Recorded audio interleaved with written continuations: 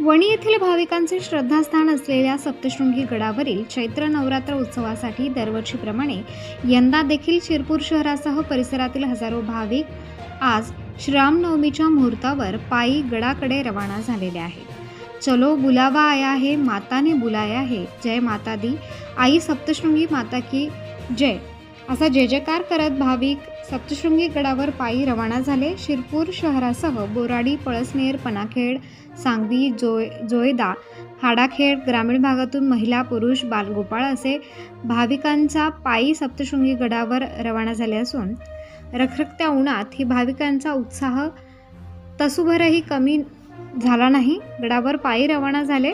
सुरुवातीला गावातून आनंदमाता मंदिराजवळ पायी भाविक एकत्र आले। या प्रसंगी भाविकांच्या यावेळी आई सप्तशृंगी गड पायी पदयात्रा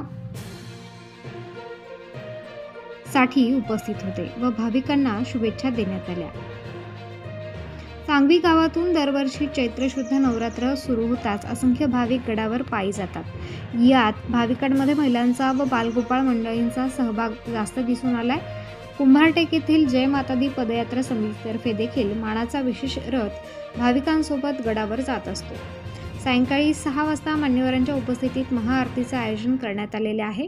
हा रथ शिरपूर, नरडाणा, सोनगीर, धुळे, मालेगाव, ब्राह्मणगाव, देवळा, कळवण, नांदुरी या मार्गे सप्तशृंगी गडावर पोहोचेल।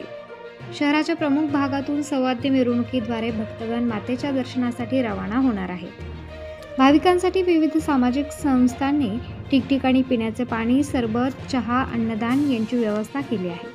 ग्रामीण व आदिवासी भागातून आतापर्यंत असंख्य महिला व पुरुष भाविक सप्तशृंगी गडाकडे निघाले आहेत।